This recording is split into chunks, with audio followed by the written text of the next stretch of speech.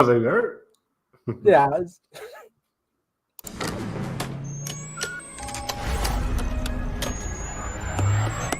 Punch it!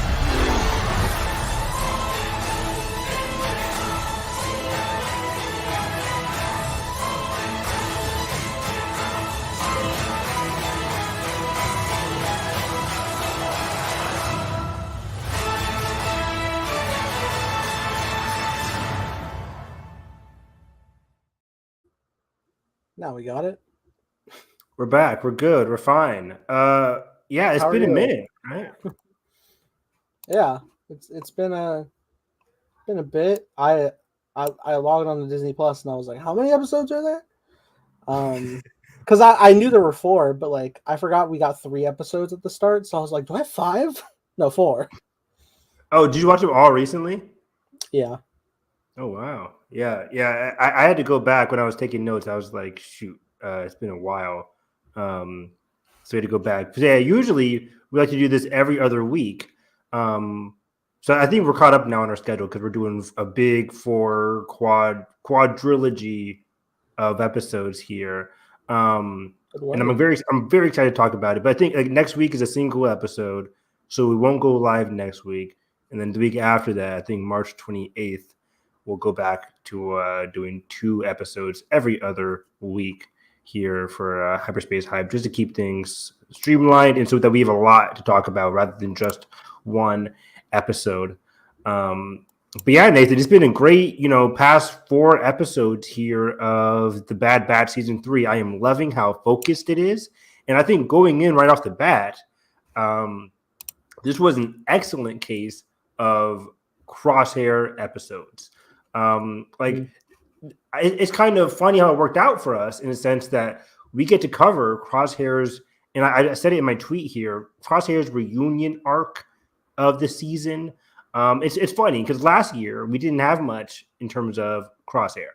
We saw the him and Commander Cody episode, which was excellent. And then we saw a little bit in the mid-season finale. I forget. And then we see him with the Outpost.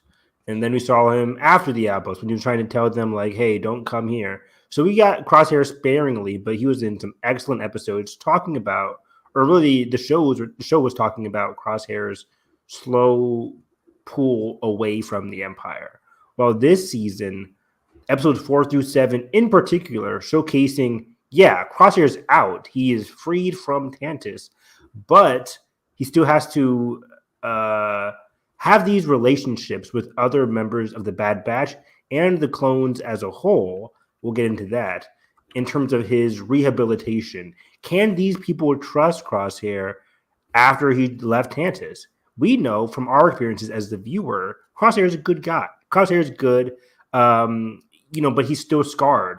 And I think the show so far, episodes 4 through 7, again, in particular, did a great job showcasing Crosshair's redemption in the eyes of the crew here. So episode 4 we saw like Omega. Episode 5 we saw him with Hunter, and then episode 6 and 7 we get the perspective of Hauser, who is more or less being the POV of the regular trooper, in particular somebody who was nearly shot at by Crosshair on Ryloth. So it was a great amalgamation of episodes here, really, again, diving into Crosshair's growth throughout season 3 thus far. I had a blast taking notes here and really seeing the parallels so far. So I'm having a blast. Nice. Yeah. I think Chaparral offers Cody. What's up, Gold Searcher? Hey. Like and subscribe. I think. What's that? I have a theory on who I think it is. Okay. I was going back and forth. We'll get to the operative episodes. I love those. I love the mid-season finale here. I love episodes 6 and 7. Extraction and Infiltration. That's mixed up. But I don't know if it's Cody. Cody would be cool. Cody, I don't think Cody makes sense because I think Cody left the Imperials. He would have had to leave, get caught, and then get brought back to Tantus I don't know if that makes sense. I mean, what I just said could possibly totally be the case, but I don't know if that's going to be Cody. But the fact that we're staying with that character, I don't have any theories. I would like it to be a new character. I don't think it's Tech. I think Tech is gone, guys. I think Tech is gone. But that's it for me. I was surprised he was still alive. I'm like, they're really keeping him alive, really? This random clone. This random clone. Okay. It Okay, sorry, I got distracted. Two things. Number one, I have Star Wars music playing on Spotify. The timeline of the track that plays. Sure. It's a lightsaber. What do you mean? It's just the timeline from like the start to the end of the song is a lightsaber, and the blade increases as the song goes. Oh, that's really cool. Yeah, what the fuck? I don't know why that's there. That's cool. Back on track though. I think it's Tech. Because we're following this random person. It's like, who is it? It's fucking, what's her name? Who we hate? Power Broker. No. Who betrayed us last season? Who do we hate? Oh, Sid. Sid, yeah, is it Sid? Sid's no, Sid. No, I'm joking. It's probably Tech. What's up? The real need to go is because the Empire would probably get to him after he went AWOL. Plus, he was a regular clone who already wielded a knife that the operative wielded. It must be Cody. I would love for it to be Cody.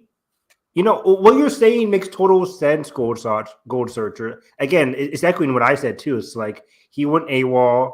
We have to get that resolved. I don't like saying we have to get it resolved, but I feel like it would be a weird thing to leave open as you're wrapping up an entire series. Like this isn't a Clone Wars Rebel situation here. So if Cody went AWOL, we have to see the resolution of that within this season. And your guess is a pretty good one. I wouldn't mind that. You can click on the lightsaber and it turns into different lightsabers. Well, that's cool. Great. I'm broken. Great addition to the conversation. Yeah.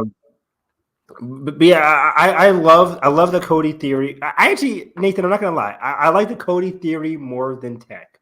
Tech has to have died, guys. No, he doesn't. Yes, he does. It's not in my heart. It's been too far gone, and although this is a lighthearted Star Wars fare. It's Star Wars animation, but at the same time, he should stay dead. Yeah, like stop trying to undo impactful endings of Star Wars after we saw the Book of Boba Fett and Mando season 3 undo the ending of Mando season 2. Yeah, I mean, in regards to Mando, real quick, I think the Mando season 2 thing had to be resolved. I wouldn't have liked it to be resolved so quickly, but Mando had to reunite with Baby Yoda, whatever his name is, Grogu. They chose either way. Like Grogu and Mando was going to happen either way. The speed of it and to combine it between two different series was messy as hell. Should never have happened. But yeah, I'm kind of with you though on the impactful endings part. Like usually I'm fine if characters stay alive. Even though the show is called Star Wars, this franchise is called Star Wars, I don't mind my favorite characters staying alive. But if you hit me with an impactful, emotional ending like Tech's death, rewatching that again, you know, Nathan and I rewatched those episodes, go back to our Star Wars commentaries. They were a lot of fun to watch again and cry again. But yeah, I think Tech's death has to stick. And after listening to some interviews, like the preseason interviews with Michelle Ong and Dee Bradley Baker talk about what's ahead for season 3, I think Tech's dead. They talked about it in a sense that, like, of course, they couldn't get into spoilers, but just the way that I always dive into what people are saying and the enunciations, I just think that Tech is dead in their eyes, and I think Tech's gone. It was a big emotional impact of our of the series, and I think to take that away from us would be tragic. I say all that. I say all this to say, if I see Tech again and he comes back to the crew, I'm going to be cheering like a little boy. I think a lot of people would be too. But I think he should just stay dead. I wouldn't hate the show if he brought him back, but I think the Cody idea is more interesting. Even though Cody just... Oh, wait. Okay, going deeper into the Cody thing. I was just about to say, I don't think Cody has an interesting dynamic enough for him to be the operative and for that to be impactful, but he does have a good dynamic with Crosshair. And we're about to discuss 4 instrumental episodes of what Crosshair is going through. And I'll get to it when we discuss episode Extraction. But Crosshair battling the demons of his past, and that past being Cody, who was one of the first ones from his perspective to leave the institution of the Empire. I mean, that could be a very good parallel. That'd be very interesting. I would like that a lot now that I'm really pondering that Cody and Crosshair dynamic. Yeah. So we'll have to wait and see. But I think people are all on board with,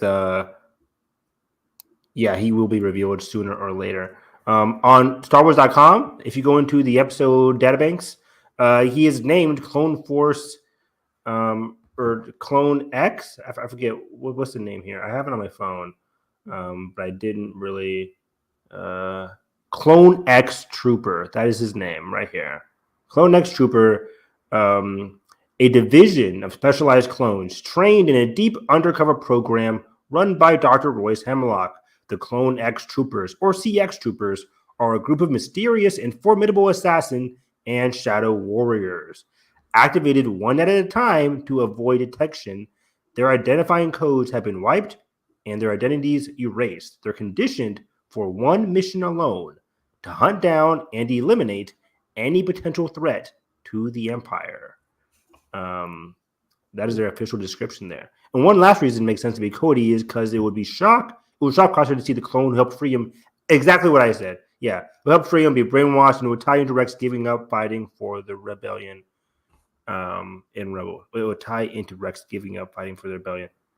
Are you saying that Rex would lose morale after having to kill or possibly kill Cody, or having to fight against Cody? Would that cause Rex to lose morale, tying into why he just lives alone with Wolf and Gregor in Rebels? I think that's what you're implying there, Gold. But yeah. Well, interesting. I'm always presumed Rex probably gave up just from like a number standpoint of the Empire.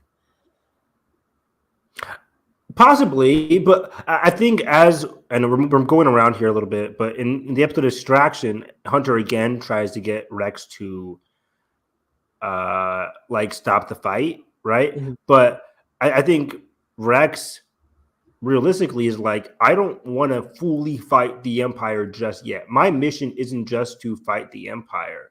My mission is to free the clones. That's my mission. I'm not trying to be a Luthen Rail or a Mon Mothma. He's not trying to be that person right now. He would set up those meetings, as we'll get to in Infiltration episode, but he's not there to spearhead or lead a rebellion just yet. It's far too early. So yeah, that all goes into what Rex is planning here. So yeah, thank you, Gold, for your opinions there. But let's jump right in here. We have to take a step back from the recent episodes and go into episodes 4 and 5. Less depth than this mid-season finale double header here, but some valuable pieces of information and characterization between Crosshair and Omega. Because last time we had a discussion, we just watched episodes 1, 2, and 3. The mid-season or the opening episodes of the Bad Batch season 3. And last time we talked, Omega and Crosshair left Tantus. They made it out alive, but just barely. They were getting shot at. So when they get out of hyperspace, they're on their last legs and they crash down into a planet called Lao. Nathan, what do you think about this episode overall, episode 4? Pretty laid back, but also always good seeing the dynamics between Crosshair and Omega. I agree. I like seeing. I remember tweeting out. I like seeing Crosshair's nihilism and his dejected sense of priorities. Like he's not fully dejected, but he's all fully on the mission. Like, we just got to escape. We got to do this. While Omega has a strong sense of morality and optimism, and that's clashing with Hunter's or with Crosshair's prerogative per se. So again, it was valuable Crosshair and Omega solo time without any outside forces. And this is a very valuable episode to get into what Omega and Crosshair are thinking. So yeah, there is a lot of swindling for credits in this episode. yes. A lot of people wanting credits, and so they were at the ticket counter and they were like, "Hey, how much to bribe you successfully?" Basically, and she's like, 15,000 each for 2 tickets, 30,000 credits." And then my brain was sitting there for a second. And I was like, that's more than fucking Han and Jabba. What the fuck? Like, this is fucked. Yeah. It was a lot, and this episode in particular got me thinking, like, what exactly are credits? Like, you want me to spend $30,000 just to leave? Like, how do you come up with that kind of money that fast? Yeah. Like, that's insane. Kids swindling for 5,000 on the street, or initially 10,000. Everybody around the corner is like 10,000, 10,000. I'm like, how fucking are these pennies? Like, yeah. What's the exchange rate? Like, is 10,000 supposed to be like maybe 100? Like, do we subtract 2 zeros here? and I was like, Han, play some fucking rounds of Sabah, get your debt paid. Holy shit. Yeah. So that was very interesting. But like you said, the administrator at the cargo or at the spaceport area is like, I want 30,000 credits. They don't have 30,000 credits. Crosshair is ready to just, kill some people, stun some people, and just go win by force. But again, I like Omega's optimism here, where she just sticks to the plan. Is like, no, we're going to go it my way, the less less offensive way. Yeah. And go in a different route. And this is when they start gambling and hustling. And I like this aspect. Kind of reminds me of Avatar: The Last Airbender, season 3, when Toph, Sokka, and Aang all go like swindling people, hustling people while Katara's away. Very kind of funny. But this one was for good reasons here. They need 30,000 credits. And I got the sense that Omega learned a lot of this from Sid, right? I think in the early seasons of the show, we saw Sid and her playing like that hollow table game, like from the OG Star Wars. I forget what it's called. The Jericho. Yeah. This one was different. This was a brand new game that the Bad Batch creators invented for the show. It has its own set of rules and stuff. I was watching, and when Omega was playing against the officer, she laid down those 3 colorful cards, and instinctively I'm like, and then 2 seconds later I'm like, I don't know what the fuck that means. I'm just happy. I just know storytelling, and then she won. Exactly. I don't know what the fuck I'm looking at. That's how it usually works. That's why I like movies. There's a great movie called like 20. It's not a great movie, but the movie called 21, or the movie like Casino Royale, where one of the biggest set pieces in Casino Royale with James Bond is him winning blackjack against Mads Mikkelsen's character, and it's just like a super intense poker match between all the players. And I have no idea how to play poker like legitimately or whatever, but I know like the movies and TV shows, they know how to keep audiences invested and keep them like hyped up. It makes me want to know how it's played so I could be even more impressed by the scene. Exactly. Yeah, so that was really cool. But she ends up stealing like 45,000 credits from this Trandoshan and from this Imperial officer who also comes to the table. Before we go deeper into that, I really like this world in general. I think the setting for this world is very interesting. It has like this, and we kind of got into it with the administrator, who's full on like 30,000, like an absurd number.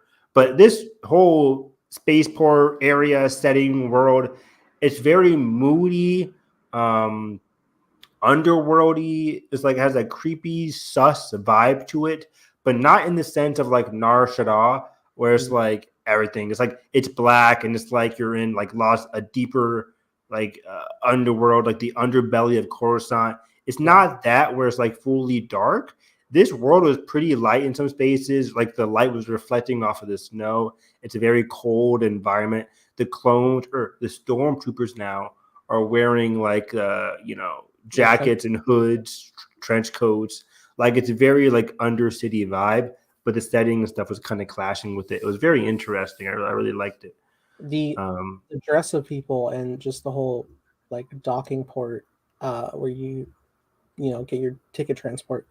It was giving me big Solo vibes from Kessel.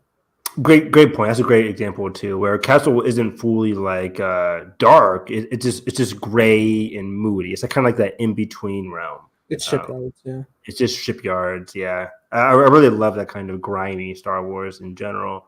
So yeah, I like to hear. And the Imperial officer, after losing to Omega, happily hands over the money. I'm like, oh boy, like this isn't gonna end well. So we have 45,000, keeping track of the money here, and then he fines them 10,000. I think it was like for playing with them or gambling's illegal around these parts. Yeah. He says gambling's illegal, so now you got to pay a fine. I'm like, motherfucker, you just got into a whole gambling match. But this is the Imperials, right? They think they're above the law. They can create the laws. They're above the law. So Omega's like morality and her optimism starts to clash and gets challenged by this Imperial officer here. So that was very interesting. It's her first loss. And then, so they have 35,000 credits. They need 30,000. So they're still fine. Whatever. Cool. I didn't realize they were walking away with like even more. Like, oh, you've been done. Yeah. So they were comfortable. And they get out there and they talk to the kid because they realize Batcher's gone. Where the hell did Batcher go? The kid's like, oh, yeah, I saw where he went for 5,000 credits. I'm like, motherfucker. Well, he initially asked for 10,000, and Crosshair's like, I'm getting tired of this. Yeah. I mean, Crosshair just wanted to shoot the kid. Like, if he could just stun the kid, that'd probably be done with it. I would have picked him straight up, like, tell me. Yeah, exactly. I just pick him up. But 5,000, so this is funny. Omega spends the 5,000. He's like, oh yeah, that Imperial you ran into took him. Bye. and then Crosshair is at a crossroads of like, hey, we should just go. But if I'm Omega, I know she's like morally right, but I'm like, I just spent $5,000 just now for this intel. Well, I'm gonna go. But also, Evan, I must ask you, in this play, are you going for Batcher or are you getting off world? I'm going for Batcher. I can't leave Batcher. It's funny you ask, because I think Batcher once again is symbolic of the clones, right? Like we talked about it in episodes 1, 2, and 3, how Batcher was symbolic of the treatment of the clones and how Omega was like fostering how this Batcher, this hound, which was raised to kill, just like clone troopers, was kind of not really all about killing. Once they started getting close to Omega, they kind of bonded on their like differences and the deficiencies, and then he was going to get killed. So then they saved him, or Batcher, she. And again, I think Batcher again represents the clones in this aspect where Crosshair wants to leave. In this case, he doesn't want to go back to Tantus, where the other captive clones are. Omega wants to go back to Tantus to save the captured clones. So in this case, Batcher is Tantus / the clone on Tantus. And Omega wants to go back to save the clones. Omega wants to go back and save Batcher. Meanwhile, Crosshair just wants to leave. So that was very interesting. So I like that whole aspect there as well. So yeah. So that was very interesting. And then so they go there because Crosshair relents. He's like, okay, fine. And we know Crosshair has a good heart on him. We know Crosshair is fully about like protecting Omega, especially after she saved him. So we get to the spaceport, the cargo port area, and I instantly know all those monsters are getting freed. Like, oh, like it was so obvious. Like it looked just like You saw Fallen Kingdom, you know what happens. exactly. Yeah, like we all know what's gonna happen here. Except nobody went into a cage to get their arm taken off, like in Fallen Kingdom. But yeah, so I think I forget what happens, but a chaos ensues as Omega realizes over the course of the episode here, her optimism, her morality, it's not going to be enough to do things the right way. And is that the fully right way, right? Like she was still swindling people, she was still hustling people, so she's not as moral as she says she is. But she draws a line of killing, or like full-on chaos. And it's not until they get to the cargo port area where they're like, okay, fine, Crosshair, do what you do best. And that's when Crosshair goes off, basically. And at that time, the monsters are also unleashed. So that was it was a very fun, chaotic sequence here. The captain seems to get taken by, we didn't see it, but I assume that was a Raftar that takes the captain. Damn, I didn't guess that. Right. That's a good guess. I mean, I just saw red tentacles and like a black space, and we didn't see the Raftar itself. The Raftars are pretty distinguishable now, appearing both in The Force Awakens, and I saw them in The High Republic as well. And so yeah, I saw the red tentacles. I'm like, I assume that was a Raftar-esque monster. Doesn't really matter either way. That was the last we heard of that Imperial officer. Chaos ensues, and they escape. Crosshair and Omega make it out alive as they hijack a ship. And episode starts to end. We see Hemlock arrives right on their tail. Yeah. So he's very close behind. Again, the series keep in touch with making sure that we know Hemlock is constantly going to be on their tail. He's not very far away. He's always going to be a thorn in their side. But then, Nathan, we get a very fantastic end to this episode. I was watching the 3-episode premiere. I'm like, oh, we're already here. Yeah, and this is a question I have right here in my notes here. Well, spoiler alert, we get to the end of the episode and we see Crosshair and Omega set up a rendezvous with Wrecker and Hunter, and they meet each other on this moon. It's a very emotional moment. I love this moment so much. Omega managed to save herself without the aid of Wrecker and Hunter after like half a year and some change. And it was a very touching sequence. Meanwhile, at the very end, Crosshair just stares at Wrecker and Hunter. It's a very loving to ominous moment there. It was a very cool contrast. The Kiner score in the background, amazing as always. But my question in my notes here, did we want a longer separation between Omega and Hunter/Wrecker here? Or is this fine? I think it's fine as a live viewer because they were separated at the end of season 2. And we at least did get upwards of 4 whole episodes separated, even if 3 were dropped at once. Yeah. But I don't know. I mean, if I knew we were getting at least one more season, maybe, but the fact that there isn't one, I want to have as much rebuilt family time as possible for the crew. Because we already have a shattered relationship with Crosshair that we need to repair as well. I'm fully on board with you as well. I completely agree with that point, where I think because this is a final season, we have to speed things up a bit. I'm of the opinion that I love, Avatar: The Last Airbender, my favorite show of all time. I wouldn't have minded Zuko getting to Team Avatar even earlier in season 3. It takes a while. I think it's like the last 6 episodes he embarks with them out of like 18. So half the season he's still with the bad people. We get to the attack on the Southern Air Temple. Oh no, we get to the Day of Black Sun. And that's like episode 4. That's episode 5 or 6 or 7 or 8, whatever it was. And then we see the attack on the Southern Air Temple and that's when we get, hey, Zuko here, which is iconic.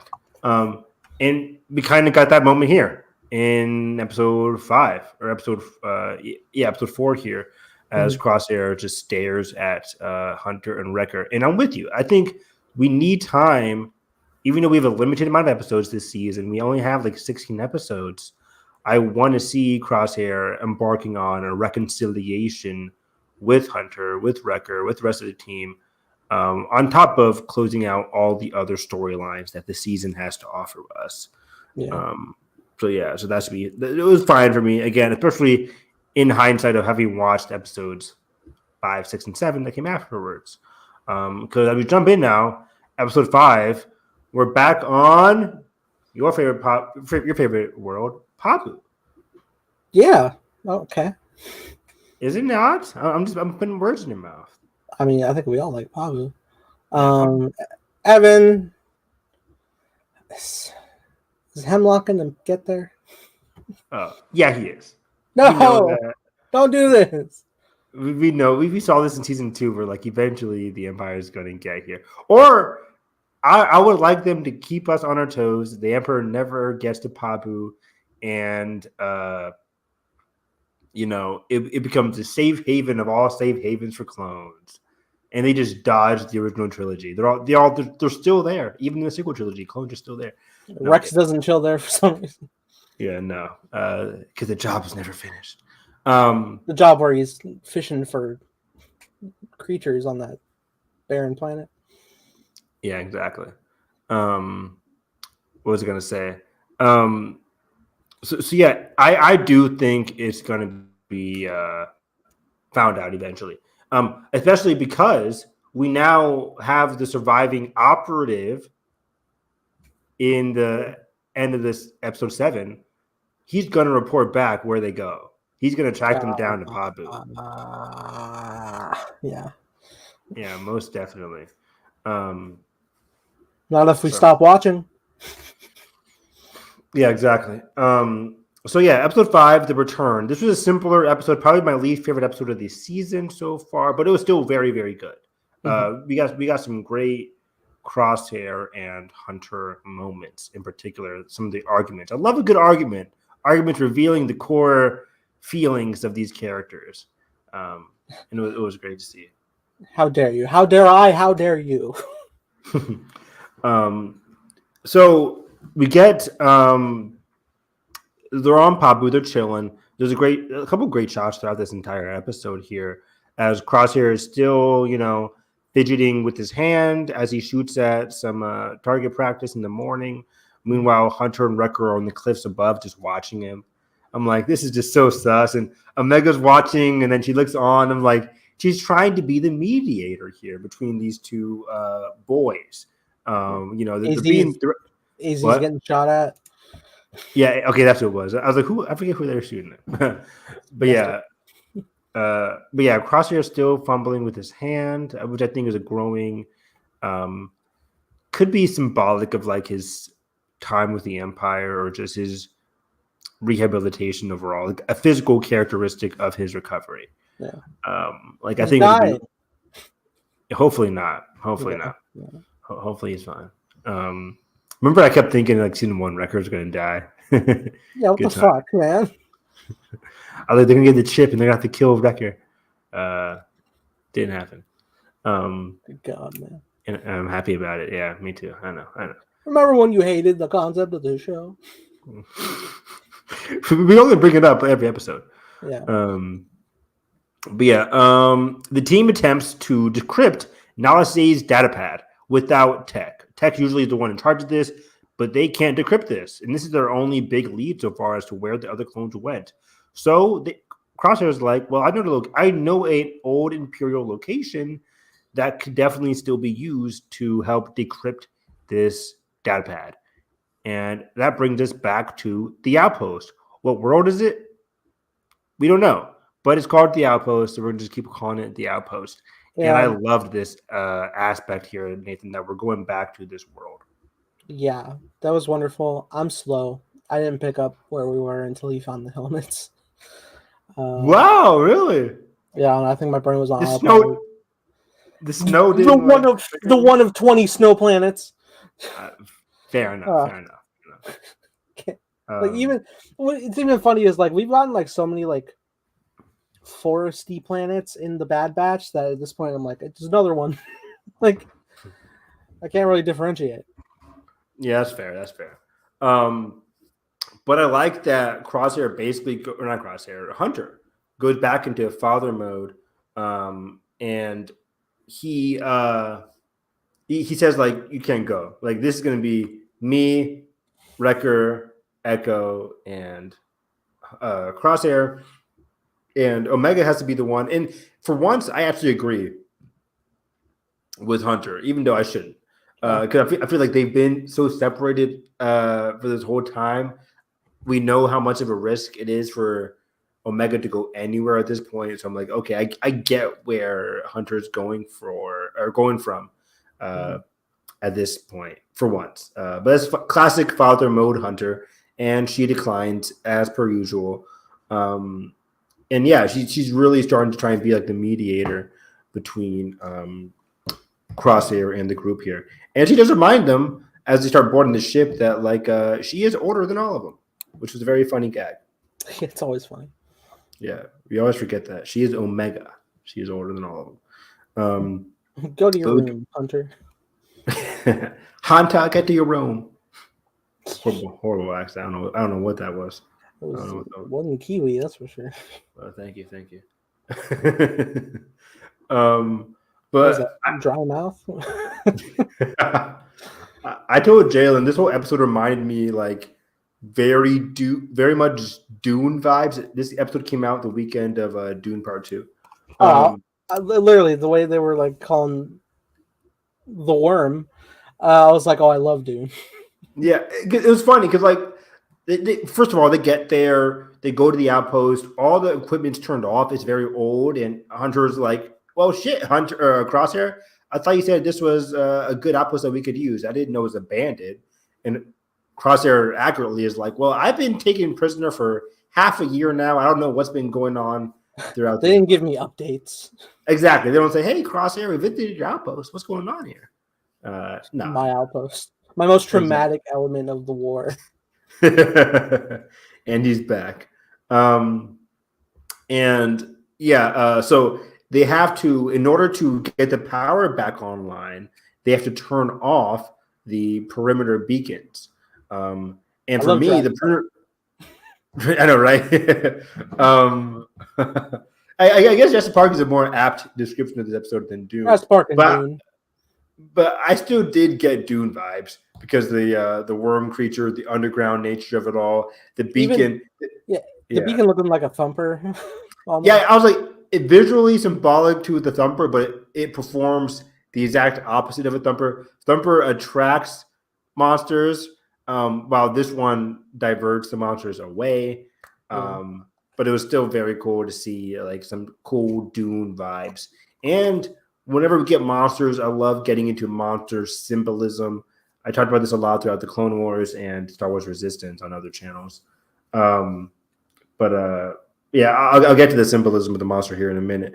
But we get to the base, and Crosshair, like you said, starts returning the helmets back from the scattered. They were scattered on the floor. Crosshair walks in like in a very solemn walk, picks up the helmets one at a time, and places them back on the crates here.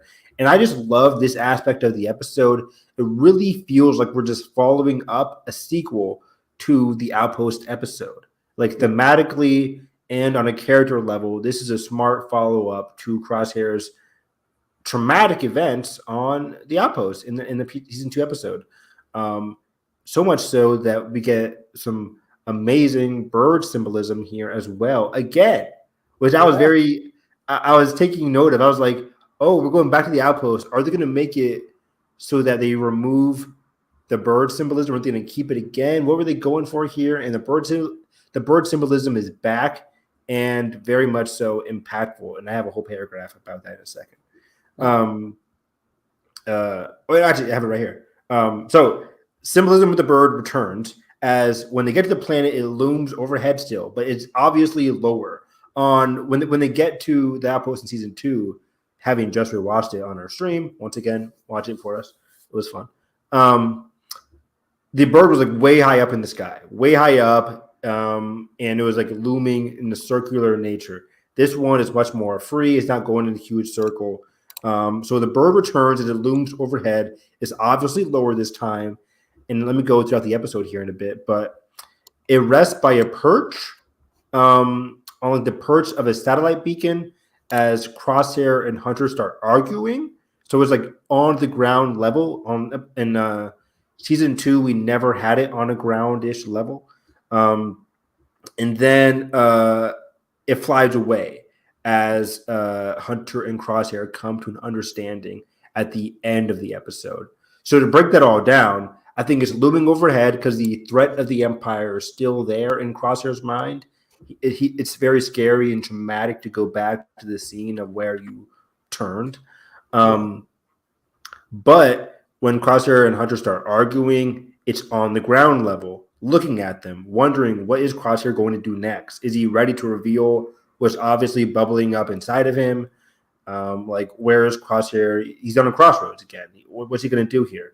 He's obviously not going to leave them, but in terms of reconciling with his allies, these are the people that you're going to be sticking with for however long now, Crosshair. Like, you're back with your brothers. It's time for you to reveal to them what you're truly going through right now. So that's why the bird was like kind of looking at what's Crosshair's decision going to be. And then it kind of flies away when Crosshair comes to that understanding with Hunter, vis-a-vis Hunter coming to an understanding with Crosshair as well. So that was a very cool short symbolism there, but overall I really liked it.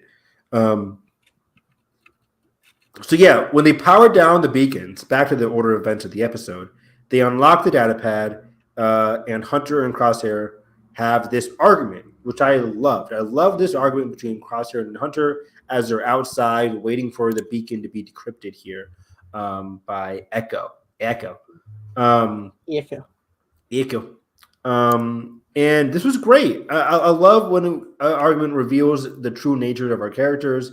And from Hunter's perspective, he's afraid. Oh, I hear it vibrating. But never mind. Hunter is afraid Crosshair's loyalty will only go so far. What's stopping Crosshair from eventually betraying them like he betrayed the Empire? Like, are you going to go back to the Empire, Hunter, or Crosshair? Like, at this point, Hunter hasn't visualized anything that Crosshair has gone through. He didn't see like the Outpost episodes. This is very fascinating. Right. How does he know if Crosshair is truly sincere? That was very cool on that part. He's just going off on Crosshair. Crosshair automatically retorts back at Hunter, and I didn't see this coming. Hunter, you're just jealous that Omega is starting to warm up to, or is Hunter, you're jealous of Omega's growing connection to Crosshair. And this one I can kind of believe, right? Because we've seen Hunter be jealous of other people imprinting on Omega before. Like, remember he was jealous of Fee in that National Treasure episode of season 2, where they go through all those traps and Fee is like teaching them about the history of this planet. It was very much Jedi Survivor-esque. And Omega was like very much a fan of all the stories that Fee was telling. Hunter's like, is this all true? And then in season 1, we had Sid being kind of like the person that Omega was kind of getting close to, and Hunter was sus of and jealous of. So we've seen Hunter be jealous in the past. So it was very funny that Crosshair verbally calls him out on this. Yeah. So yeah, that was very interesting. So then the monster finally gets lured outside. They got to lure the monster away outside of the perimeter, so then they could turn the beacons on. Once it's on, haul ass back inside, so the monster can get out and away from them, so they can go back to their ship. Otherwise, they were just going to get stuck in this abandoned outpost because the monster was outside. So yeah, so it was very cool seeing Crosshair and Hunter after having this argument, having to work together. And this is where I get into the monster symbolism of it all, where the monster, yeah, it's ferocious. Yes, it's dangerous. But it's kind of symbolic of the bubbling, I mentioned this before, the bubbling emotions inside of Crosshair. Yeah. Like these are the scars that are hiding beneath the surface. They're dangerous if they're not mended closely. That's why it was so important for Crosshair and Hunter to symbolically get over their differences, come to a mutual understanding for now about each other and their loyalty to each other. So I just thought this was a fantastic, simple monster symbolism. We even get a couple of shots of a Hunter being underground, like afraid to show, like, actually going on between him and Crosshair, and Crosshair having to dig through the surface, like digging through the scars again to try and like reveal the true wounds that were left behind here. Then, I mean, that's kind of what I was just picturing. The digging part kind of makes sense, where it's just like, oh, okay, they're like, let me dig beneath the surface to see what's going on here beneath the surface of it all. Also, more Dune vibes, as like the Dune was underground, very scary. It reminded me of our times playing Alien Isolation when when Hunter was like in the underground tunnels. It reminds me of Alien Isolation, where you have to go into the the air vents, and like sometimes the alien might be in the air vents. Like we're in the same tunnels that the monster is constantly using. Like, get me the hell out of there. It was very much some cool horror vibes. Oh yeah. So that was pretty scary. Also, kind of like Godzilla, Kong. What is it called? The under earth tunnels. Hollow Earth, kind of like, monsters hiding in their own unique caverns underneath the surface. That's how. From your favorite show, Monarch. Right. Colon. Legacy of Monsters. Right? Am I right there? Are you sure? I'm sure. I'm confident. What are you doing to me? No, not one word you want to change there? Monarch, Legacy of Monsters. Right? Yeah, you got it. Okay. You the fuck. I'm like, am I right here? By the way, has not been renewed for season 2. I knew it. I knew it was coming. You knew this was coming. It's coming, Pete. Shut up. Nathan, I beg. Can you go one podcast without mentioning Sam Raimi's impact on your childhood? No, because then I'd be a fraud, Spider-Man. Ha! Mark Webb, baby. They're coming to theaters, but maybe you'll get some. Maybe get some announcement after Godzilla Kong comes out in a couple weeks. Hopefully. They dropped a Chinese trailer with Shimo. I'm trying to avoid it. Oh, really? Shimo was like the ice monster that they haven't seen yet. The ice dragon. Besides, like, toys, right? It's just been toys and concept art online. Yeah. It's kind of weird that keeping that a secret. Like, well, clearly not anymore. But the orangutan is like the big, like, opposing threat, but like we haven't seen anything from the other creature, kind of. But yeah, not anymore. Anyways, what was I going to say here? Oh yeah, so the episode ends here. Crosshair fully opens up to Hunter. I didn't rewatch the episode, but does he tell Hunter that he killed that Imperial officer? Does he say he killed him? He does. He says he killed an Imperial officer. Okay, yeah. So he finally reveals like the big traumatic event. He actually physically killed an Imperial officer. And Hunter, he didn't say that. Yeah, I'll put a gun to your head too. No. And Hunter finally relents. Is like, okay, I could understand where he's coming from now. And it was a very sweet moment. It was very necessary character development, and the episode ends there.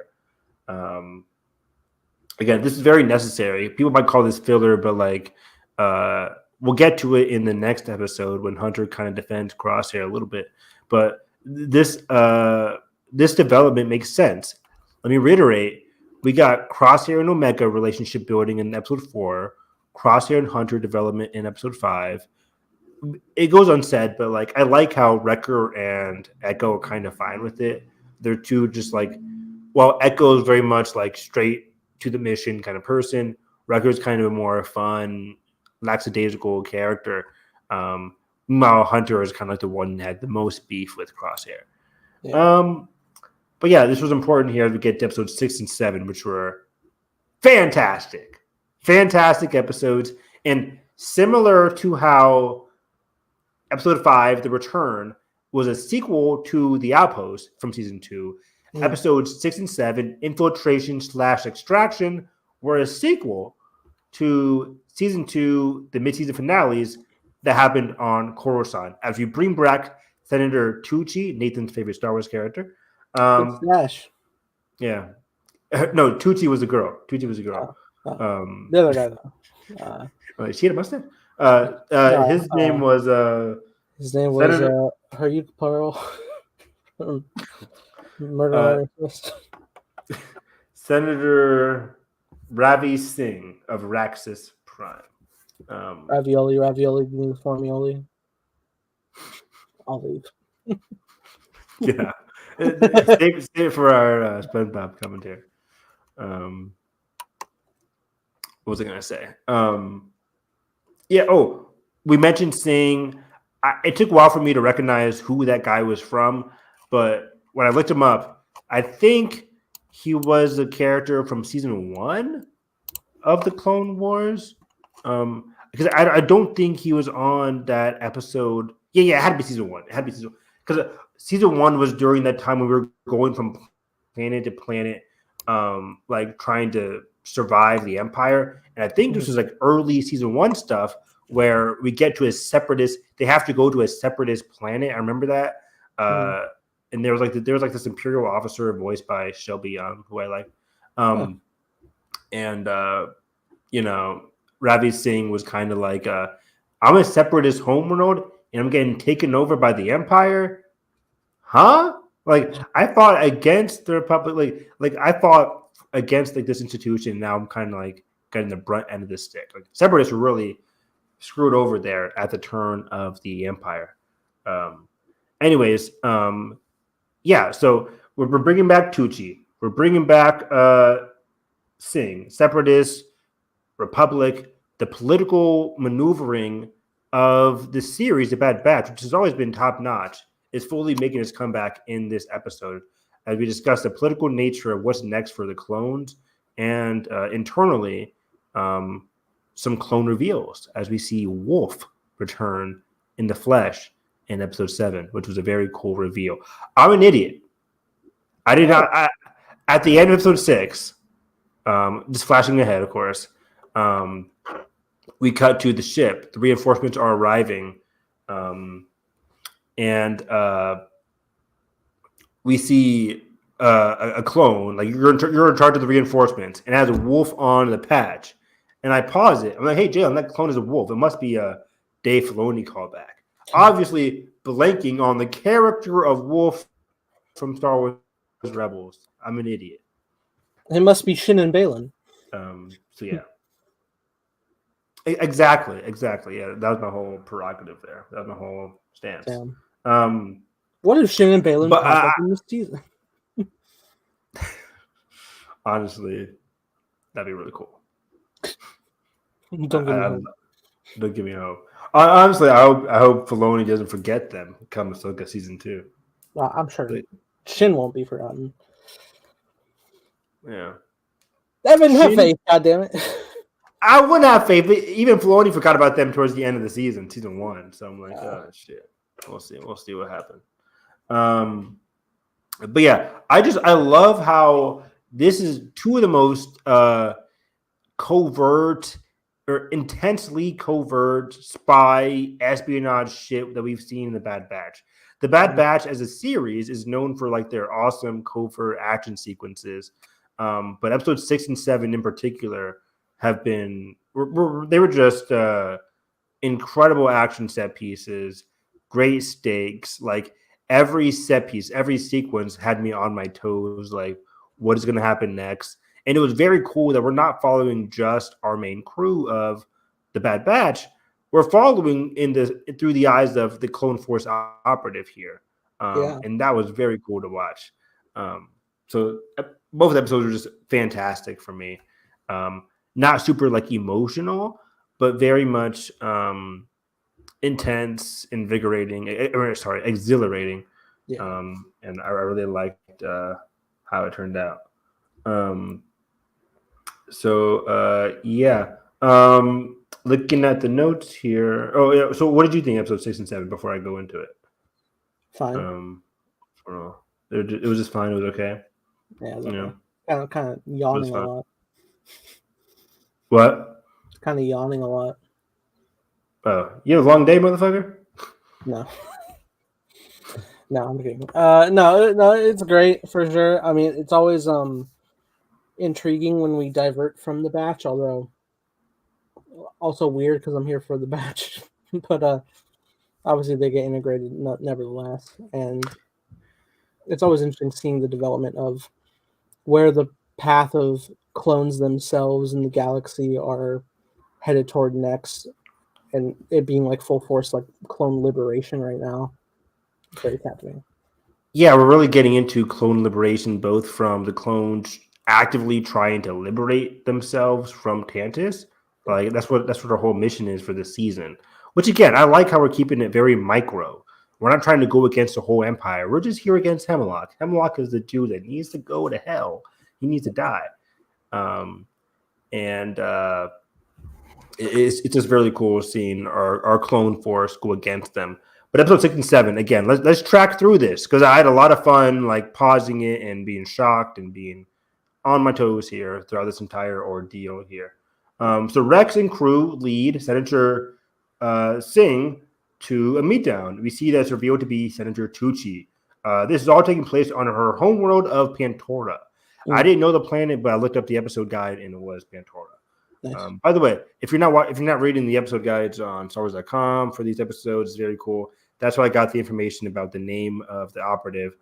I'm gonna still call him the operative, but the name goes by Clone Force X. The operative was this Tenet, Yes, it hasn't happened yet. the protagonist. The protagonist. What was that one line he says in the kitchen? Like, I ordered hot sauce an hour ago, or something. What did you order? We can't move on until we figure this out. I forget it. But that line always kills me. Oysters? I ordered these oysters an hour ago. No, I don't think it was oysters. Clams? I don't know. Seafood? It was something black. I don't know. Lamb chops.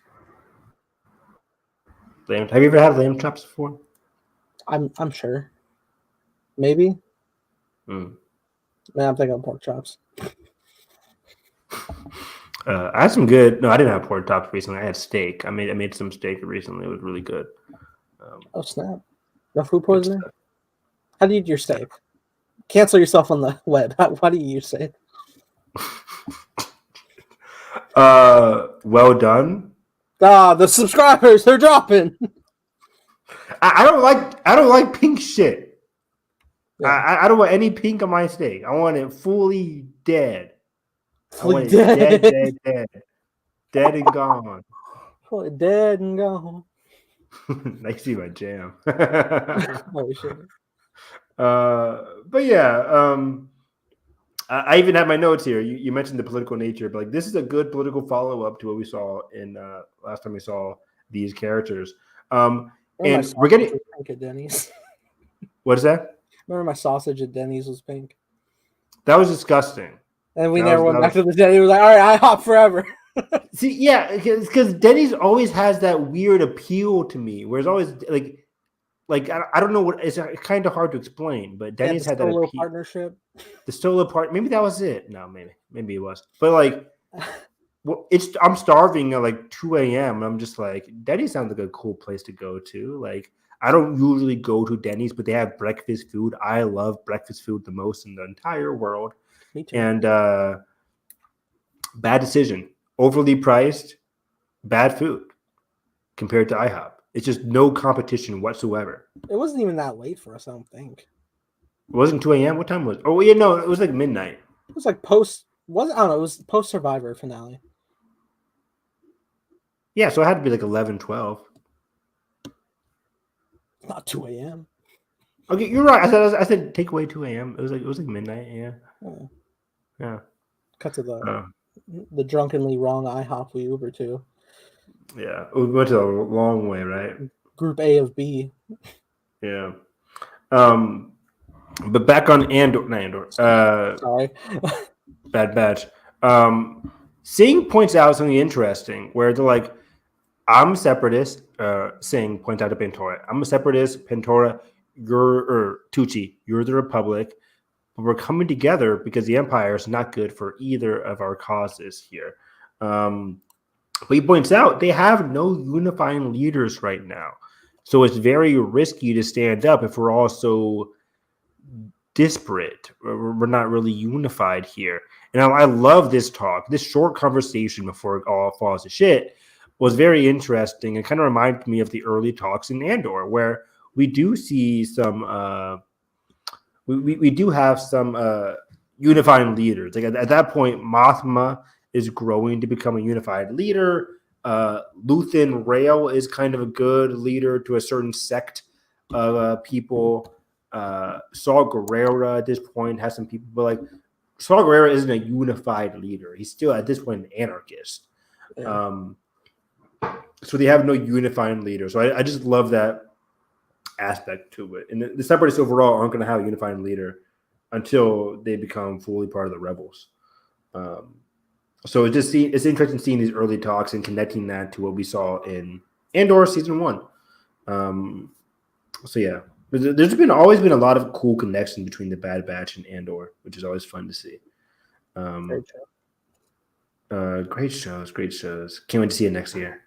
So like and subscribe because we'll be talking about Andor every week when that comes out. No double episodes because Andor is thick with every episode. Don't make promises you can't keep, Mr. Parker.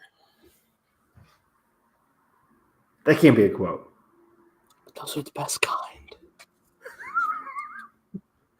Are these? Part of me is like, are these actual quotes, or is Nathan saying bullshit that I can't refute because I have no idea what these quotes are? What do you think? I think it's the latter. I think these are actual quotes. Yeah, that was a quote from The Amazing Spider-Man. What? Like the final lines of the movie. Oh yeah. Yeah. By the way, are the Spider-Man things running for like a weekend or is it a single day bullshit? They start on Mondays, so I imagine they're going to run for the week. Oh, it's so bad. Who goes to movies during the weekdays? I mean, I meant like you'll probably have a chance to watch it Monday to Sunday. Oh, okay, good. That's what I hope. Because yeah, I used to love going to the movies. What did I see recently on? Oh, I saw Kung Fu Panda 4 yesterday on a Friday, and I was so tired. This is the last time I go to the movies on a Friday. I was tired. I was falling asleep, but I stayed awake because I had like a whole bag of Skittles. I just kept pounding Skittles into my mouth. That's how you do it. It's like if you don't want to be sleepy, you got to eat. I was just constantly eating, and then I ran out of Skittles. So I was like chewing gum, like I was like leaning forward so I wouldn't fall asleep. Because if I leaned back, I would have closed my eyes. So I was like leaning forward the entire movie. I've definitely been at a point where I'm like, if I have nothing to eat, I'm like, okay, I gotta chug this drink and like wake up my bladder to keep me awake. That probably would have been the move too. If I brought some lemonade, I probably would have been even more awake. You're very not like consumer person during the movies. What do you mean consumer person? I mean, you don't consume food much during. Not. I do candy. I bring candy to every movie theater experience. Usually, how are you gonna chew anything at all without anything to drink? What do you mean? I mean, if you're just like if you're going through candy. I mean, you can occasional wash up. What if something goes down the wrong pipe and you're just ew? Like, what are you talking about? Wait, so you want me to eat Skittles and then drink water after that? What? That's not weird. That's hella weird. That's drawing the line. I will run a fucking poll right now. That's not weird. The water's not going to taste like water. It's going to taste like bullshit. Fellas, is it gay to drink water? No, I'm not saying that. I'm just kidding. That's the meme. I'm saying the water's going to taste different after eating candy for an hour. right? All Like, right, I get taste the rainbow, motherfucker. I don't want to taste the rainbow. You do because you're eating Skittles. True, but I don't want the water. If I drink water after eating any kind of candy, it's gonna taste like residue candy, water, whatever. Take another sip. That's why I don't drink water. That's why I drink lemonade or something. So, Oh yeah, lemonade drink. It could have been any liquid. I don't know why. You're the one who introduced water to this factor. It didn't have to be water. You're right. But yeah, because usually, for example, like I make my own lemonade. Like if I'm drinking lemonade at a movie theater, I would have to stop by the gas station, get a bottle of lemonade or a pop of lemonade or whatever, put it in my pocket. It's like it's too much. And I don't want to buy lemonade from the movie theater. That's too much money. It's like $5 for a large drink or $8 for a drink. I don't even know how much it costs these days. So rather, I can just get some lemonade at the gas station for like That's why you should be on the AMC Stubbs A-list. A-list. I know. See up to 3 movies every week. By the way, I went to go see Kung Fu Panda yesterday. In the right side of my Cinemark, like all the lights are off. One light comes on during the middle of the movie, and stayed on. Huh. It was like one of the auditorium lights. It's just not the top, but the corner. Light? No, and not the above one. It's on on the right hand side. Oh, those the one that, like shoots on against the wall. Yes, yeah. Ambiance, but like it was full dim brightness, not just the dim. It was pretty dim. It was like they're usually dim, and then they go almost completely off during the movie. But that one wasn't. It wasn't. Yeah, they're supposed to be completely off. Everything else was off, but the right of me was on. Nah, I couldn't stand it. Yeah. But yeah, if I could see my hands during the movie theater, I don't like. I like it. I like being in pitch. Nah, it sounded weird. Obviously, you can see your hands. The brightness of the screen. Obviously, yeah. But it's like I want it to be super dark. It's anyways. I got you. I don't know. It's why I hate going to the AMC in Newport, which is like this AMC in Kentucky. Like it's closer to me, but the lights don't go completely off during the IMAX screenings. It bugs the shit out of me. It's like the lights are still on. It's like it's dimmer, but it's still on, and it's like I hate it so much. I'm like, it needs to be blackness in here. It needs to be dark. I hate that. I hate when there's locations that lights are on that are obviously hindering the brightness of the screen, and I never had that. And it's a rare occasion, but then you'll be in a situation where it's like that, and they stay on during the trailers and only turn off when the movie starts. I've been in a couple situations like that, and I'm like, what the fuck? Yeah, just like all lights should turn off the minute trailer 1 starts. It's all lights. I know they said with the time of the run times of things, but yeah, I think people are just I think studios are trying, movie theaters are trying to help people with their seats, because we still have, everybody comes into a movie theater, lights blaring on their phones as they try and read where they're sitting like fucking idiots. It's my biggest pet peeve. I'm like, turn off. Yeah, exactly. I hate Nathan. I want to grab their phone and smash it against their foreheads. You can see that shit. You can see it. How bad is your eyesight? Know your seat number before you get into the movie theater, right? Don't get up to the stairs, turn on your brightness, being like, wait, am I G or H? I'm like, are you serious, dude? You started walking before knowing your number and your letter? Get the fuck out of here. You know what it is? It's the people who constantly have their phone at a brightness, and now they've blinded themselves to the dark. Because then those are the same people who sit down in their seats, and you're sitting behind them, and all you see is, oh my god, max brightness. It's my biggest pet peeve. I hate it. But let's finish up here. Oh yeah, this isn't even my cup of tea.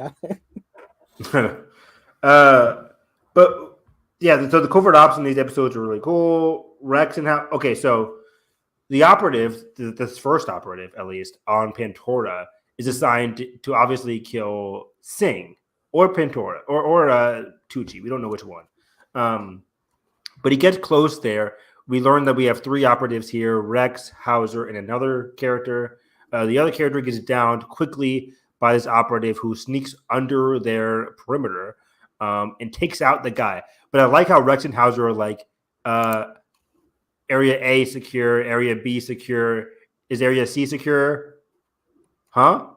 We're not getting a response from him? Rex, check out the location. Rex goes to the location, realizes what's happening, looks over at the window, sees the guy about to snipe, and immediately goes into protective mode. I love the covert ops of it all. Like in the span of like 10 seconds, he realized one of his people are down. That area is compromised. Go to that area, look in that direction. You see the enemy. You go into protective mode while doing covering fire. It was very cool. It's always fun seeing Rex's longtime expertise. Like as soon as the mercenary throws the thermal detonator, he dives right for it and throws it back. Yeah, it was really cool. He did that, and when they start traveling, following him, tracking him down in the in the tunnels, the operative puts a grenade against the wall. Rex turns the corner, instantly sees the grenade, like it defends himself, and he keeps on moving. Like it wasn't a huge distraction at all. Yeah. So I just like how Rex was on the job there. And then eventually, outside, the operative tries to make his escape. Hauser comes around, hits him in the head, captures him. So we actually have a captive operative. This is the same operative that was assigned to kill Tucci, or same type of operative, assassin trooper, that was assigned to kill Tucci on Coruscant in our mid-season finale from last season. Again, all these connections. Cool. Last time, very cool armor. I love it. Black, sleek, very cool. Last time, we thought, or they thought they could capture him, get him to talk, but he killed himself with the electro capsule. This time, when Hauser captures him, he reveals to Rex, I got the capsule, so there's no way he's going to be committing suicide on my watch. Yeah. But they realize, even though they captured him, he's not talking. But they look at his puck, and they realize that Omega is still a numero uno target. They see like the senators on there, but they flip it over and they see Omega's hologram. Yeah. So they're like, well, time to call in the bad boys, or the Bad Batch. Backstreet. The Backstreet Boys, the BB.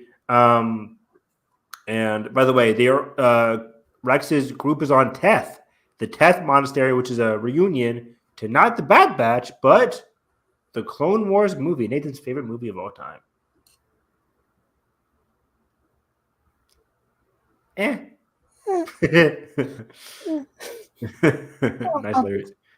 Nice Larry David. But yeah, so this is a Teth Monastery from the Clone Wars movie where we saw, Jabba the Hutt's, what was his son or something? I don't know. His son. Rhoda the Hutt. Rada? I say Rhoda. It's Rada. I don't think so. Maybe you're right. I watched the movie like one time. Twi'lek. But yeah, Hauser removes the electro capsule. Back on Tantus, the new operative is sent to follow the guy that got captured and kill him before he reveals info. The commanding officer tells the operative that we don't kill or we don't share that much information, so these guys have to go, but just in case, a possibility of getting information. And because his beacon is still on, they probably took his capsule, so this new operative has to do the job by killing him himself. And this is where the arc with this new operative shines, because he goes on a mission and it's thrilling to watch. But meanwhile, Omega is on the ship and they're getting called back to Teth by not back, but they're getting called to Teth by Rex and Hauser.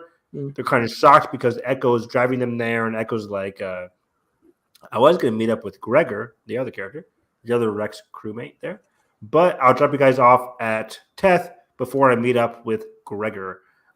Meanwhile, Omega on her toothpick, just like Crosshair, which is very cool. Which again, all this mirroring. As Hunter looks on, Hunter's kind of jealous, which throws back to the episode we just talked about, The Return, where Hunter's kind of jealous of Crosshair. And we saw Crosshair Omega mimicking Crosshair based on all their interactions so far. They've had a long journey over the past couple episodes here. And Omega gets a present from Echo before Echo leaves. She gets a new crossbow. Instead of a bow, she has a crossbow now, which is very cool. Easy on the draw. Absolutely. That was the coolest thing to see. I was like, whoa, there's a blaster? Oh, it's a crossbow? It's over. I love it. And, in Rebels, Ezra had like the lightsaber plus like a sling rocket kind of thing. Mm-hmm. And then Omega had like a bow and arrow, and now she has a crossbow. I love these new kids in these recent shows getting different weapons as the season progresses. And what this does that say about you, Teach? What? What does that say about you, Teach? What do you mean? These kids getting weapons. Oh, jeez. Some of these kids, man, my grade, they be saying the craziest thing, and I just say that. I'm like, oh, you guys shouldn't say that in a school. Shouldn't say that. They're like, never mind. I want to get into that. But anyways, Omega and Hauser. Wait, did I get this right? I said Omega and Hauser were falling. I meant Crosshair. Crosshair and Hauser were falling out as Hauser, even before they were called there, Hauser's like, I want to interrogate Crosshair instead of Omega. Like Omega, yeah, we have questions for her, but Crosshair, he might not have been sharing every information that he had during his time on Tantus. And it was all just really weird because I'm like, we know Crosshair isn't like holding back information that's relevant, but Hauser is fully on like he could be a spy, he could still be one of them. I'm like, shut your ass up. Lean back a little. But I still like Hauser as a character, and Hauser is very effective as like the opposition. Because again,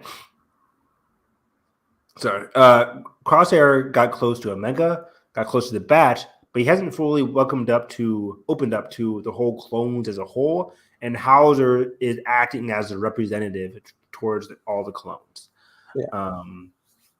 symbolically.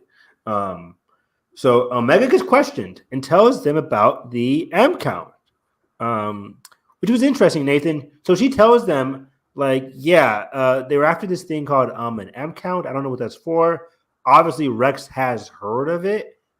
His time being around generals in the war, Clone Wars, but he's not fully sure on like the full meaning of that. But she didn't tell them that her blood was being destroyed. I have that in my notes here. Do you think this was said off air? In a different scene. It's kind of important. Like, hey, my blood was important, but was taken off base.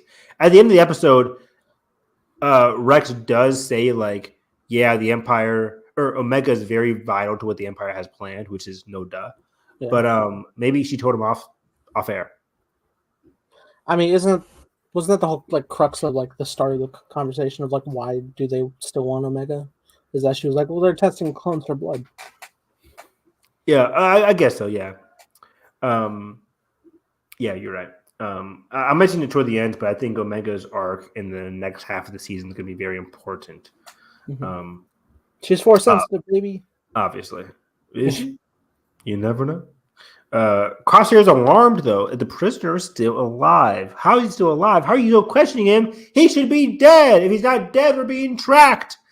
And quickly they get to the Crosshair, Hunter, and Rex and Hauser go back to interrogate their guy, and he starts spilling the beans that like, hey, Crosshair, hey buddy, you should know what's going on, brother. Master. Old master. But no, he says brother, and Crosshair's like, hey, you brother, you should just shut the fuck up. But basically, Crosshair used to know this whole operation. He has all this information because on Tantus, there was an attempt to make him just like them, part of the Clone X program here, the assassin program for the Empire, but it was ineffective because Crosshair has a deficiency. He's part of the Bad Batch for a reason. That part was very interesting. I like that whole backstory that Crosshair used to be part of this program, or at least they very much tried to make him part of this program. Do you think it was through that program that his chip came out initially? Oh. No. Crosshair. Sorry. Crosshair asked to have his chip removed. And they said Right. yes. Oh, no. Because that seems weird. Because I remember the last time we were focusing on his chip, they were amplifying it. And then there was a whole reveal later that his chip was removed. Yeah. I forget what the order was. But I think when they got to the season 1 finale, Crosshair was like, oh, it was like, maybe it was your chip, Crosshair. Maybe you're just still on your chip. It's like, no, I got it removed like a while ago. This isn't me being controlled. This is me being me. But And I all our forget. hearts broke. What? And all our hearts broke that day. Yeah, all our hearts broke. Yeah, that was dark. But yeah, so that was good. So yeah, he admits he was taken, forced to become an operative, but it couldn't work due to his deficiency. So I love the whole eerie tension of this whole encounter. While they're interrogating this operative, we have the other operative sneaking in and out of the base seamlessly. It was very intense, very interesting here.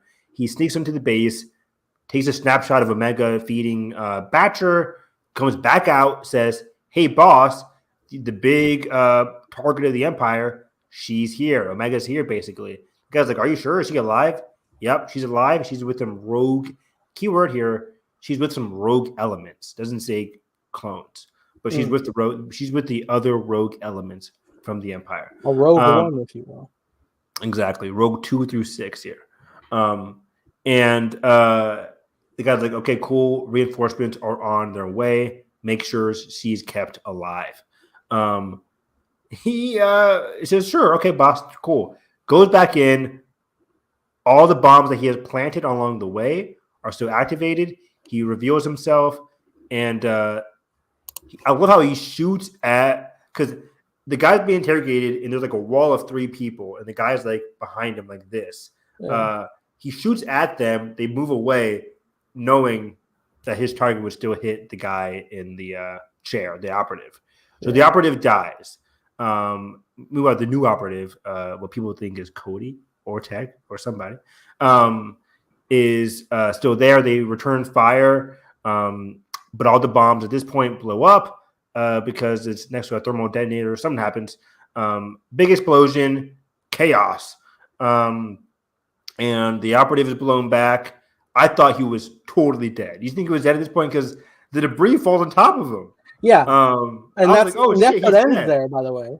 Yeah, that's how the episode ends. I'm like, oh, well, the next episode we're going to have a new operative. He's going to send in somebody else. I saw his foot hanging out of the rubble, and I was like, all right, that's like a Surfire squish. Or the certified switch or twitch? Squish. Yeah, for sure. I fully thought that he was dead. But that's the end of the episode. We get a tease of, like I mentioned up top an hour ago, we saw Wolf. Wolf returns. Wolf. And again, if you don't remember who Wolf is part of the trio that we saw with Rex in Rebel Season 2, where Rex is with Gregor and Wolf. And this is our first time seeing Wolf on in animation here in the Bad Batch, which was very cool to see here. So Wolf goes to make sure what's going on as he comes on the Teth Citadel. Meanwhile, our survivors of Bad Batch made it through a hole against a wall here, and they make it to this very cool level design. Not really a level design. I'm using game speak. How do I describe Uncharted level. I know, right? Great, cool area. I'll just say that, with this circular staircase with like walls in between them, which makes for a very cool. I have played Uncharted. Where's that at in Uncharted? I couldn't tell you. You know how many places we visit over at least 3 games? But yeah, so it's a very cool stairwell. Some very fun action there. But Wolf, cutting back to Wolf, as the other guys make it down the stairwell. They're making it down the stairwell because they got to go to their ship, which is their escape route, which has no hyperdrive, they said, but it has a way to contact Echo. So while that is happening, Wolf is shocked that along the debris that there are troopers, clone troopers here. Clone troopers were in fact the rogue elements, and this shocks Wolf. And I was kind of surprised. I was like, why is Wolf so surprised that these clones are bad, basically, or that there's dead clones here? Doesn't he know that there are clone troopers on the run? And this is for me, and does he know? I don't think he does. This for me is a very much clear indication that Wolf is at the same point where Cody was in season 2 of Rebels, or season 2 of this show, The Bad Batch, where Cody was kind of unaware of the full implication of what was going on until they had the separatist mission with Cody or with Crosshair, and then he leaves after his eyes are opened. I think the same thing is going to be the case for Wolf here by the end of this episode, because he was very shocked. I was kind of surprised that he was shocked, which leads me to believe he doesn't have much experience going against other clones just yet. I agree. Again, in my notes here, he doesn't know the full scope of the Empire's treachery. Crosshair and the operative start shooting each other along this cool stairwell. Crosshair's hand is still fidgety, and he just throws a grenade against the wall and shoots it instead, which is very cool. I can't pinpoint the guy, but I'm just throw a grenade at you and blow you up. That was fucking cool. He put it like on the nozzle and he fired it. So just to be like a wall explosion. Just like, fuck it. The whole radius. The whole thing just get blown up. I love that. The guy's like, oh shit. I would carry like 20 of those and just keep fucking firing. That's what I would do. Yeah, hell yeah. So they get out of there. The operative shoots them down. They try to make their way out of there. Because I'm with Crosshair. I thought the guy would be dead. This guy survives rubble. He survives getting a grenade thrown at his face against the wall. But he crawls his way out and ends up shooting Crosshairs and the whole good guys, their ship, out of the sky. And they crash land soon into the jungle. Quick tidbit. I do like how there's some antagonism between Wolf and the operative. Wolf is kind of like, I'm the guy in charge. Operative's like, okay, boss, sure. It led to some fun back and forth between Wolf and this unknown operative, where Wolf doesn't have all the control. It's symbolic of, again, Wolf not having that experience. Like, hey, yeah, there's some things that even I'm unaware of, because I don't think Wolf is aware of this Clone Force X. He just sees this guy being like, hey, thank you for the information. I'm in charge now. But it might be a case of compartmentalization there. Yeah, I think it ultimately helps Wolf in the end actually hear Rex out. Just like, no, what, the Empire, what? Exactly, because he's been arguing with the operative this whole episode, so it's easy to believe that, hey, there's things the Empire is not telling me. Yeah. So, and again, that's some good visual language, because again, Wolf doesn't say that out loud, but we can tell via his face and his interactions with Rex at the end there. So yeah, I love that after this happens, Crosshair makes sure Omega's okay. Hey, can you carry this, Omega? Do you have your crossbow? Are you good? And Omega's like, you're acting just like Hunter, Crosshair, which was a very sweet moment. And again, it goes back to why that whole Apples episode was important. This episode 5 was so important here, because Hunter and Crosshair are arguing on the ice planet, but they're very similar to each other, which Omega kind of calls back to it in this scene here, where Omega's like, hey, you're acting just like Hunter. It made for a very cool sequence of events there. Yeah. I think Crosshair said something funny. He was like, no, I'm worse. Yeah, I'm worse. There was one tidbit in this episode where Crosshair sounded just like another clone and did not sound like Crosshair. I forget where it was. But he said, like, oh, I'm going this way, or he yells some kind of direction or whatever. And that didn't sound like Crosshair. But anyways, great job overall, D. Bradley Baker. I was thinking that too. I was thinking that when the rogue clone agent that's running around, when he spoke through comms, I was like, that sounds like a clone voice, but also gargled in the tech, but it still sounds like a clone, nevertheless, which we know. But it's funny how like D. Bradley's voice can be manipulated in so many different ways, and like he's playing majority of the cast in this. My God. Exactly. So Hauser watches that scene take place between Crosshair and Omega and whispers to Crosshair, "Hey, you're much different than you were on Ryloft." If people forget, Crosshair and Hauser, the reason Hauser is so upset with Crosshair tried to shoot Hauser on the Ryloft episodes of season 1 of The Bad Batch. Go back and watch the Ryloft duology episodes. It was mainly taking place with the Ryloft and Hera as a child, and that was very fun there. But Hauser's like, you've changed. And Crosshair says, yeah, obviously. I've been telling you that for the whole episode now. And he says, like, I value loyalty.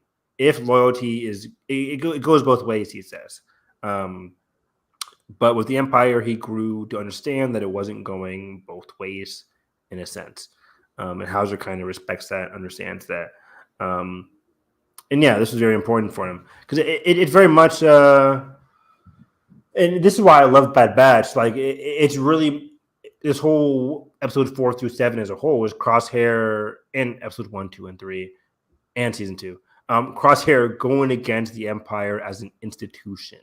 He's learning to trust people. Like, he liked Cody. He liked the guy he met in the Apples. I forget his name right now. He had a very cool name though. And the regular Bad Batch. Like, he's trusting certain people are having an impact on his life rather than the institution of the Empire. Again, it goes back to, man, which is why I wish the Mandalorian did exactly what the Bad Batch is doing. Like, Crosshair is tackling the injustices and the inconsistencies of the institution in a way that Din/Mando didn't really question the institution of his cult/group. They kind of brush that aside. But I like, again, I just love and appreciate the time they're spending with Crosshair and his doubts and his recovery. Because all laid bare, especially as we get out in the open here, as the operative starts to find them in this cool rocky formation, which is leaning against a waterfall. Beautiful setting once again. They put out some smoke bombs. They go full Fremen on them, smoke bombs, and taking them out one by one. Really cool sequence. Now, with the waterfall, I was worried, Evan. I love the sequence. Beautiful. I was like, you're not going to split Crosshair from us again. No, I was for sure, and I think it was smart to have Hauser constantly arguing with Crosshair because Hauser has to be the one to save him. Yeah. But we did get a cool like Last of Us moment where it's like drowning underwater. That wasn't for a minute, and then like he stopped struggling, and then a couple more seconds we're just seeing his face under there. I'm like, move, yeah. Please move. But I liked. I like this water symbolism. I'm gonna get with the symbolism again, like, you know, water, rebirth and symbolism, exactly. And I think in this case, episodes 4 through 7, I'm gonna reiterate again: Crosshair's recovery, Crosshair's rebirth into fully melding in with the other clones. He got cool with Omega, Hunter, now Hauser, as he nearly dies, but after witnessing who Crosshair really is, Hauser is the one that ends up saving him. I thought, now Nathan, I fully thought at this point, Hauser shot the guy in the head. Oh. And the guy falls over the waterfall and dies. But and then when the guy recovers at the end of the episode, I had to rewind it because I'm like, I thought he got shot in the head, like point blank range. But I rewinded it, Hauser just stunned the guy. I'm like, are you serious, Hauser? Just shoot him. He's an assassin. But Evan, clones. I know. So yeah, Hauser just stuns the guy, falls over the waterfall. Granted, I would think being stunned and falling over a waterfall means certain death too, but not for this clone. But yeah, Hauser rescues Crosshair. I love this. Great symbolism. Crosshair, rebirth, reborn from the water, fully integrated with the clones now. But all is not over. They get to the edge of camp. A ship is on its way, but it's not Echo's ship.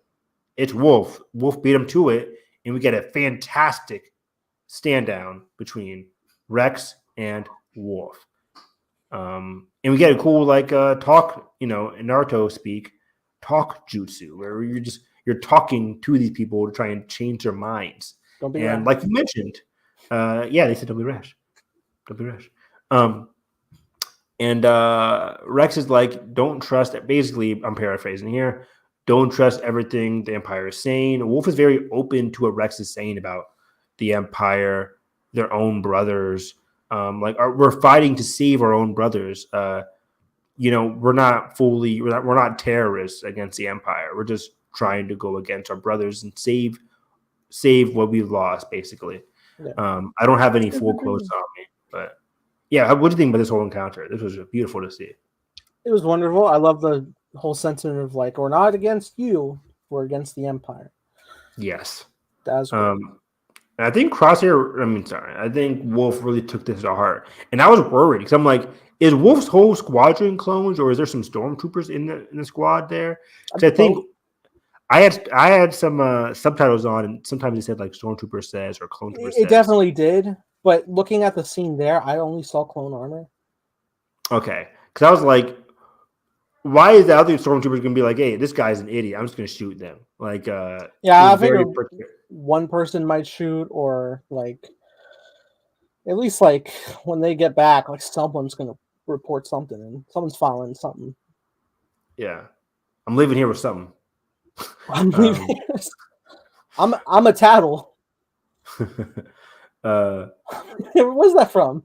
And then Denzel Washington, when he's doing the interview with I forget who's interview, but he was like, I'm leaving here with something. What the fuck? What was the contest? What was the fucking contest? Like, Denzel was at some event, some party. He was like, I'm leaving here with something. Was it an Oscar? I don't know what it was. It was whatever. But yeah, I love this whole scene here. The Bad Batch loves doing these standoffs. Remember the Cad Bane and Hunter standoff? We get this one between Wolf and Rex. Even in the Ryloth episode, like we get Hauser and the other clones. It's like, and it's so dangerous here because, as he said, there's some stormtroopers, some clone troopers, or even if there are other clone troopers, they might not have the respect that Wolf has with Rex. So when Wolf says, like, I let them go away, it's time. I think he says our excuse was like, we got to focus on saving our brothers because there were some wounded up there from the whole battle. But basically, I'm worried for Wolf. They're going back to Tantus. They're like, you failed. You had them, and you failed. You literally just let them go. Like, Wolf is going to get totally captured, and I'm hoping he'll blame the mercenary. They're just like, he kept disobeying and getting in my way. I hope so. I mean, maybe the next time we see Rex, or maybe the next time we see Wolf, he's like in prison, or I don't know. I really want to know what happens next with Wolf because I'm very nervous. Because what would be interesting is if Wolf is captured, is if his squadron, who were also there for the speech, help him out to bounce him out of any lockup, and that'd be very cool. But that'd be very cool. I would love that because I think this is definitely not the last time we'll see Wolf.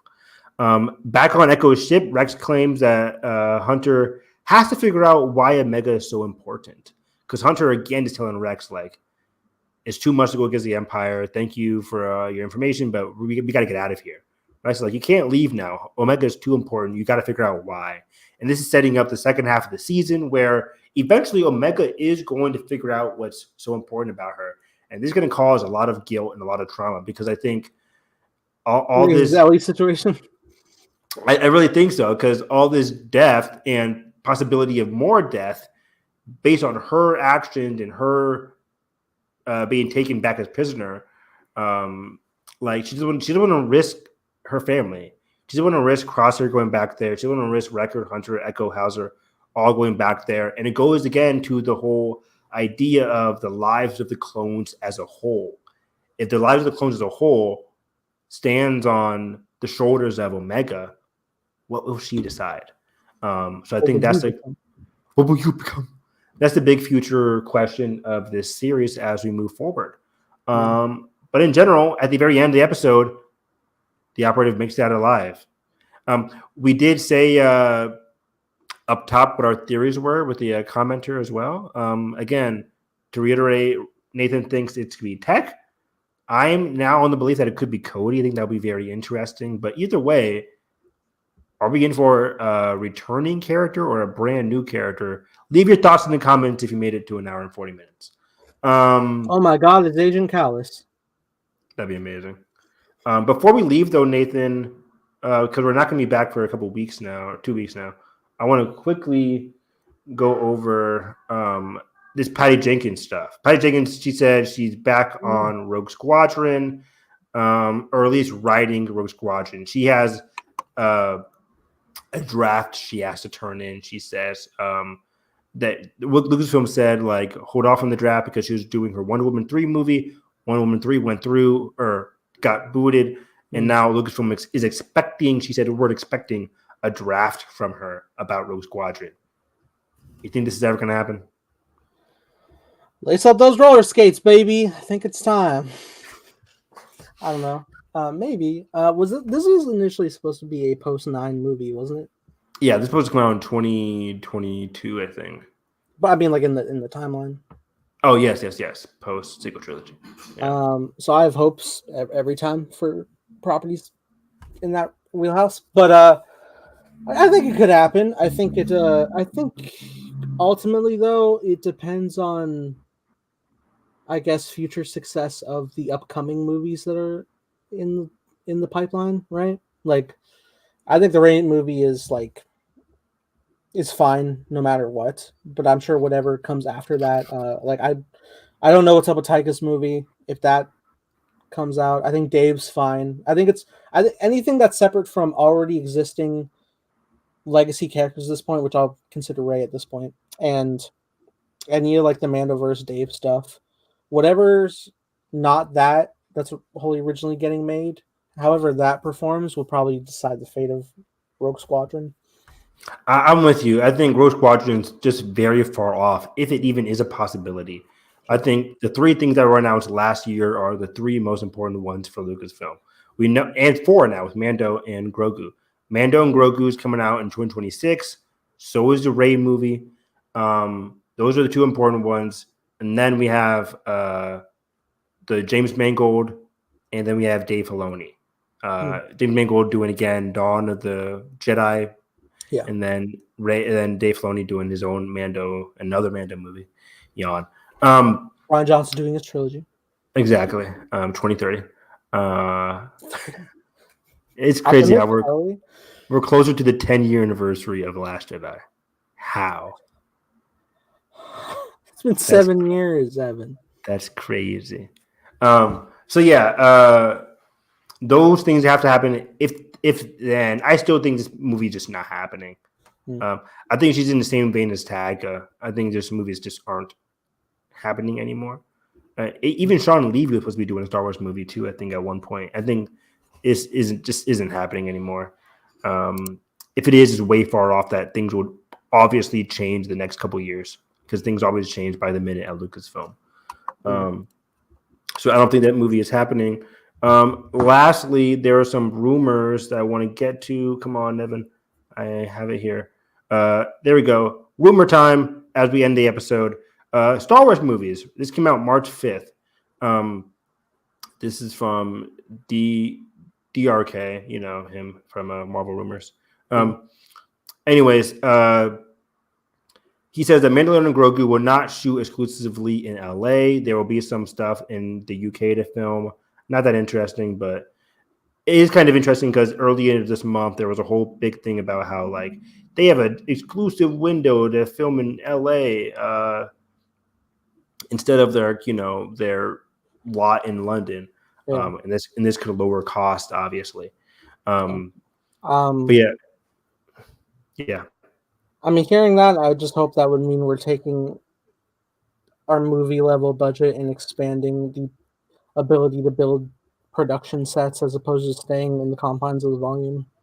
I really hope so too. And maybe this whole LA UK thing, I don't know, but I really want them to expand on it, make it look like what we saw with Andor, just use the volume appropriately. I think season 3 was the worst case of a rushed production, and it visually showed.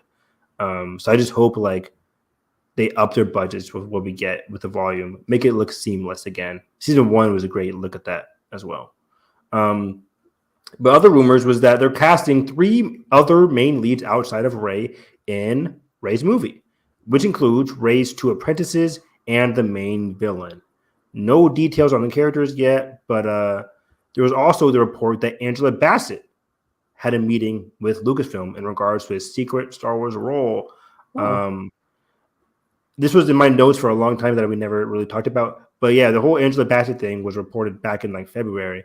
And I think this could be General or Admiral Ray Salone, which was a Grand Admiral in the post-sequel trilogy, post-original trilogy timeline. Yeah. She was in the Aftermath trilogy of books, which took place in the aftermath of the Battle of Endor. She's the one who personally led the remnants of the Empire into the unknown regions. She's the one who was there with Hux's father as he went into the unknown regions. That's the long and short of it all. She was also there during the Battle of Jakku. She was very pivotal in that fight for the Empire. And she survived. We don't know what her end result might be. We didn't see her at all in the sequel trilogy movies. So she could pop up again post-sequel trilogy and be a good, last remaining threat of the Empire or whatever remaining threat could be in there. Or Angela Bassett could just be in the Dave Filoni movies as Rey Salone in the Mando timeline as well. She could appear in either web and be perfectly fine. I mean, either way, I would love to see her in that role. And the Rey Salone is a huge fan favorite. Yeah. And also the thought of running around with Rey and her apprentices and just like fully throughout seeing her in that master level role is very compelling. Very compelling, and it's a very much great continuation of Rey's arc. Very much, literally just saw Kung Fu Panda 4. One of the main things was like was Poe and his apprentice, or Poe trying to move on from there. Like, what's Poe's next journey? And I think at this point, after completing a hero's journey, getting an apprentice and trying to be the master will be very interesting. Yeah. For Rey there, because Rey's journey isn't fully finished yet. So it's going to be interesting, her trying to be in this master role while her journey is still not fully ended yet. So that's one cool. That's one of the interesting things that we got to explore with Obi-Wan is he kind of fell into a mastery role at far too young of an age. And, it's while he was definitely a great master, it's, a clear physical hindrance on one's own character. Exactly. So that's going to be very interesting to follow. I cannot wait for that movie. It's going to be divisive, but I don't give a shit. I think it's going to be very good too. That's why I'm going to delete the fucking app, dude. Because nobody can take this away from me. Exactly. I really want this movie so badly. Rey is back, and I can't wait. He also shot down a rumor that the title is going to be called New Beginning. That's obvious. Into TV rumors, Ahsoka season 2 is in the writing stages. Coming out late next year, targeting a late next year release, as Lucasfilm is hoping to get Andor and Ahsoka as their 2025 releases for live action, for TV live action. It's pretty good. And then lastly, Acolyte season 2 is being actively planned, which we've kind of already known. I think we talked about that last year. But this is post-writer's strike, that they are adding writers to the writer's room as they speak. And that's pretty much it. And the future of Lucasfilm Animation is still mysterious. We don't know what's really next after the Bad Batch. What's the next big Lucasfilm Animation project? I don't really count Tales of the Jedi as a full. That's an anthology. It's like we can get that every year. They're like shorts. But what's the next big animated project is still in the dark. Very true. Yeah, I guess maybe we'll find out as soon as Bad Batch is over, because that's kind of like the main priority series focus right now. Yep. And then definitely, of course, Star Wars Celebration next year as well. Will probably give us some reveals. In Japan, Operation Get Nathan to Japan. I don't know, man. Those expensive ass tickets. It's technically like 2 days of travel time each way. Yeah, it's expensive. But either way, I gotta head out. Donate to our campaign to cover. Yeah, I'll just give Nathan $5,000. He'll be fine. But anyways, catch me on Twitter at HarrisEV9, consistently talking about anime, TVs, and movies. I saw Love Lies Bleeding. I'm still pondering about the movie. It's a crazy movie. I haven't written my review yet, but it was a great movie. It was a great time. Saw Kung Fu Panda 4 yesterday. Very good. Not as good, I think, as the original trilogy of movies, but it was still a very worthwhile entry, of course. And support DreamWorks. They're going through some layoffs right now, which is very unfortunate. So, yeah. Support animation in general. But yeah, watching some anime after this. Apothecary Diaries, which is amazing. What else am I watching tonight? I watched Invincible last night. Invincible Season 2 is back and crazier than ever because the last minutes of that episode last night, I was just, Gio and I were like, ah, shit. It was crazy. I love this show. It's so good. So amazing. Cool. So yeah, catch me on Twitter talking about anime, TV, and everything in between. You can catch me at _TimeBlazer. Make a show called Time Blazer with co-starring creative consultant Evan Harris. What's up? Playing Ben, the best character in the show. I just touched up the opening shot of the trailer. It's always like you draw out something and you're like, oh, it looks good, and then as soon as you like add shadow to it, you're like, oh shit. Oh shit, did we have a budget? All right. But that being said, if you guys enjoyed this, make sure you like button, subscribe, and ring the bell so you miss future coverage of all things Star Wars. And that being said, hope you have a great day. May the Force be with you always.